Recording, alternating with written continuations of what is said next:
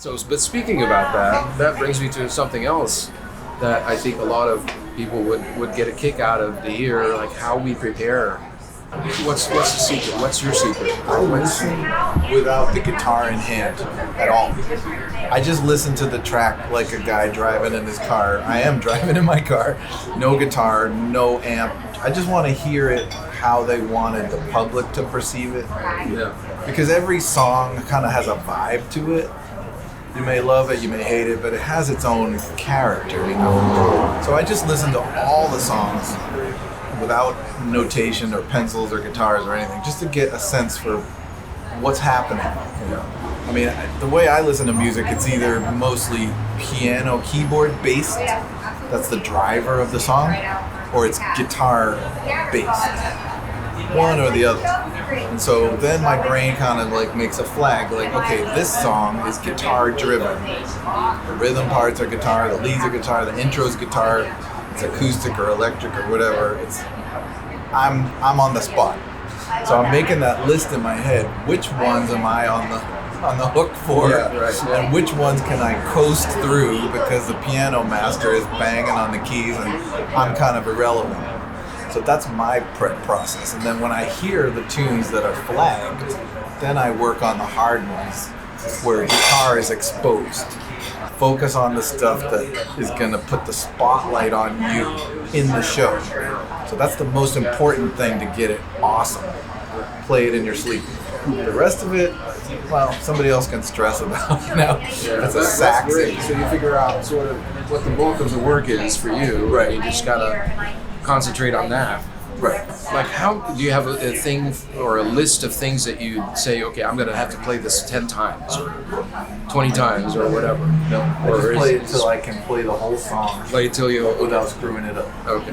And if that's once or 3 times or 5 times, it depends on how hard the song is. If you're doing like Chick Corea Spain with some down to the bone or whatever, you have to work it out a lot more than if you're playing like, you know, Somewhere Over the Rainbow and there's a singer who's killing it and you're just kind of answering the singer. So each piece of music has its own, whether you're going to have to really bust your ass on it or not. Something's coming to mind for me. You know this Adele song, Rolling in the Deep? Yeah. It's just guitar and voice at the top. Chung, chung, chung, chung, chung, C5, you know? Yeah. Da, da, da, da, da, da. So Aretha loved that song. So Aretha decided to sing that song. So who is starting the song in front of a 30,000 seat arena in Oakland?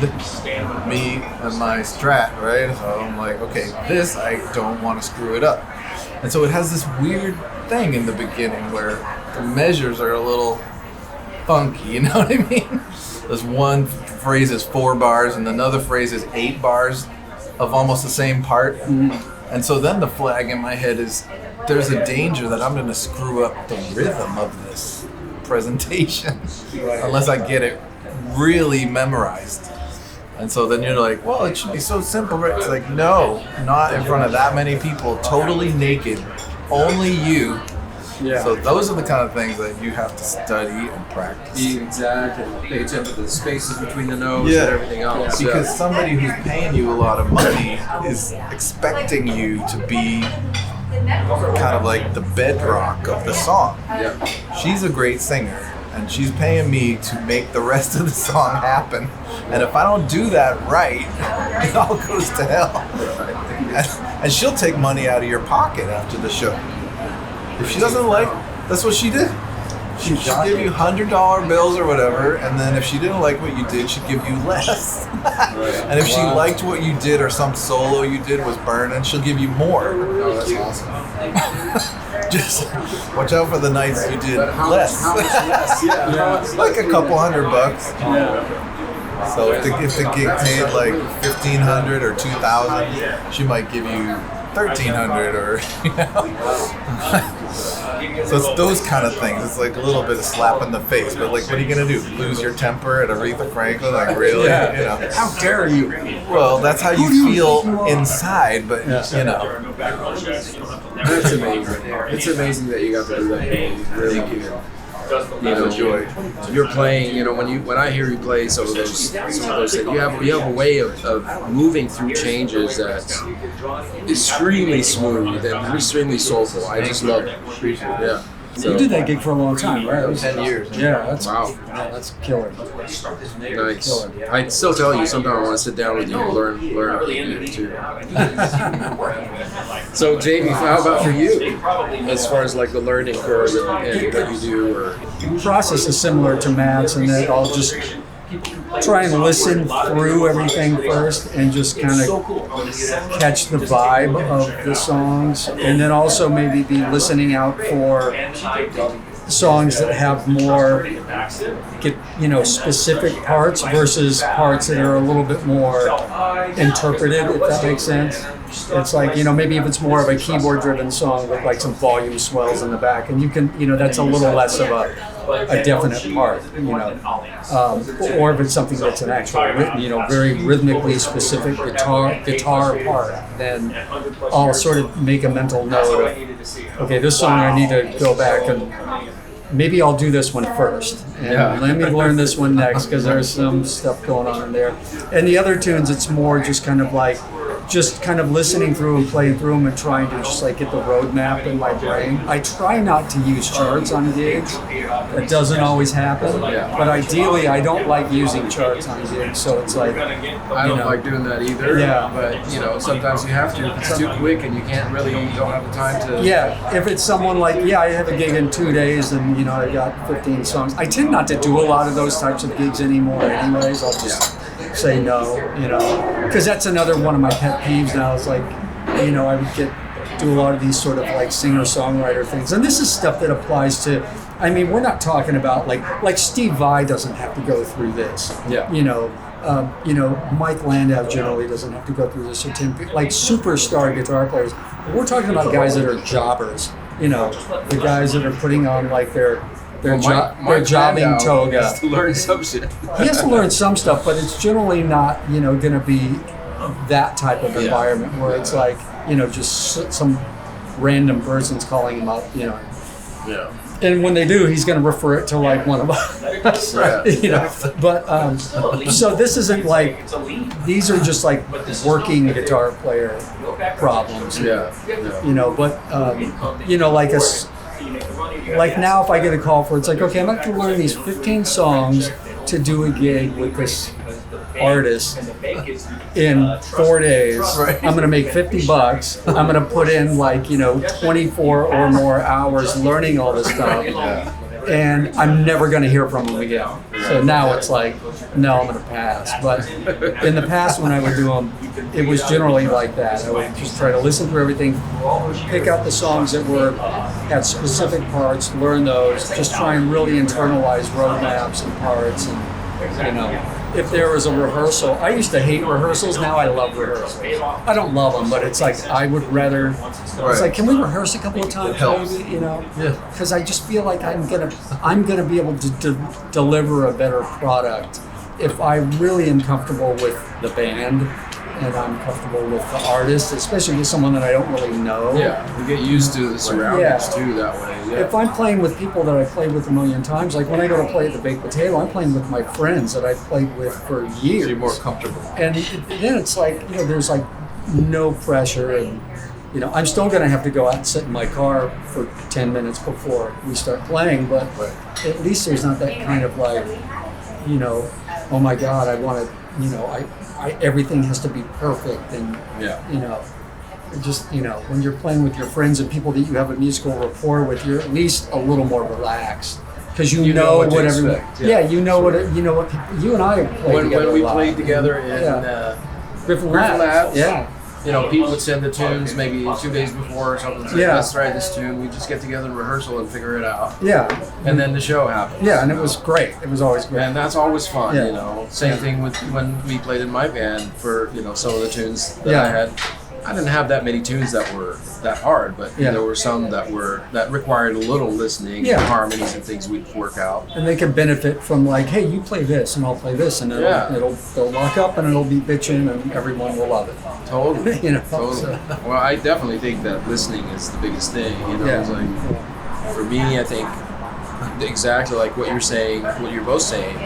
I didn't think about the part of like, what's important first, but that's a good way. I kind of like discover it later in my process, but I like to just listen without an instrument because I soak it in better. I feel like I soak it in better that way. First, listening to what I have to play or the sound or whatever is needed for the part, and then make a mental note, like you said. This is what I have to work on. Prioritize the songs accordingly. And also, but before any of that, like when you're listening for the first time, you're listening and just soaking in what the part is. Kind of getting to know it. And then the second time you listen, you start thinking about form. So for me, like if I listen 3, 4, 5, 6 times even before I pick up an instrument, by that time, I feel, or that's at least the process that I found that helped me, that because I don't want to write charts. By doing that, I've already sort of like figured out what the form is by counting bars here and there, like the third and fourth time I'm listening. So by the time you actually start picking up the instrument and playing, I feel like at least you have a form in mind. You know what's coming up after this part and what's before it, and so you kind of like memorize the tune that way. So I found it's helpful to have like a pitch pipe in your car when you drive, because I have to drive all over the place for gigs. So if somebody sends me a list of song MP3s or something, if I have a pitch pipe with the circular little thing, like a harmonica, so you push play on song number 1, you have to learn. If you can get the key, say it's in D, right? And you hear the guitar licks, you can actually visualize all the licks for the whole song that you have to play just from learning the home key of the song. And especially with like Middle Eastern music or Persian music, this is crazy music, okay? It's got like quarter tones, and the keyboard players, they tell you don't play the third. It's like D5, E5, A5, because if you play the third, you'll be out of tune with this guy who's trying to imitate the Zorna. Zorna is a Middle Eastern instrument with, microtones. And it's crazy, and you just kind of like let them do their thing and stay out of the way. So know when to not play is even more important than knowing when to play. Never ever step on the vocal of a great singer. Ever. They did something that the public loves, and you got to stay out of the way. I had a teacher when I was younger that he would say, if you're going to be a working guitar player, it's like 98 to 99% of your playing is going to be rhythm guitar playing. So learn how to play with a rhythm section, learn how to back up a singer. And I still feel like I'm learning how to do that properly, but it's I think we never stop learning how to do it. But you hit on an interesting thing too when learning songs and listening to them, and like that's another aspect of it, like taking note of like what the sounds are. It's like, that's kind of that guitar player on this recording is clearly playing a Strat, or and okay, I need to make sure I play that guitar on this song, if they want to, because sometimes it's the opposite of like what you're saying with, you'll have a singer, and unless they're hearing exactly what's on that record, they're gonna freak the that's what they're used to. They're going, wait a minute, that doesn't sound right. It's like that cue in their own song is what has cued them when to come in. Right. Totally. In order for us to be able to visualize the parts, we'd have to actually learn a lot of tunes, like previously, like in our history of guitar for a long time. You have to kind of and recognize it's like, oh, that's clearly a 1-4-5, or that's a 2-5-1, or it's like or at this point I think all of our ears are good enough to where we can hear a simple melody or a line and pretty much just visualize it. I teach guitar. I have a lot of private students, and that's a big part of my just like teaching them how to visualize chords and chord forms and shapes, and hear a melody and be able to close your eyes and just see where that's occurring and how that would be fingered. and the different ways to play it, you know, and the different positions you can play. I remember watching you and the Potato maybe 10 years ago in the audience, and I love your chord work, man. It's brilliant. Oh, thank you. The way that you think about chords is so different than me. Oh, right on. That you get this like swampy, like across the neck thing with the voicings, and it's just cool. I'm like watching this guy, and I'm like, I'm gonna steal some of this dude's stuff. This is awesome. Thanks, man. You know? Yeah, I don't know where that comes from. That's just It's just the way you change chord shapes. Yeah. It's very smooth and gentle. Oh, thanks. Whereas Ted Green. I studied with him too, Yeah. but I don't do that as well as you do. All right. Yeah, I'm more of a lines guy on guitar. I started on violin. So I'm using the guitar like a violin or a saxophone, where I'm more comfortable playing lines and melodies. Yeah. That's probably more of my work, and chords is the weaker part of my work. So every time I see a chord expert like this guy, I'm just like, I could listen to this guy all night. Watching you play some of the sweet, chord voices you do. I think I can fake it pretty well, but I'm most comfortable with the like blazing Stevie Ray Vaughan, like emote yourself to death thing. Whereas as a professional, I can kind of like fake it pretty well. But my home style is just pure out, like blues power. Yeah, right on.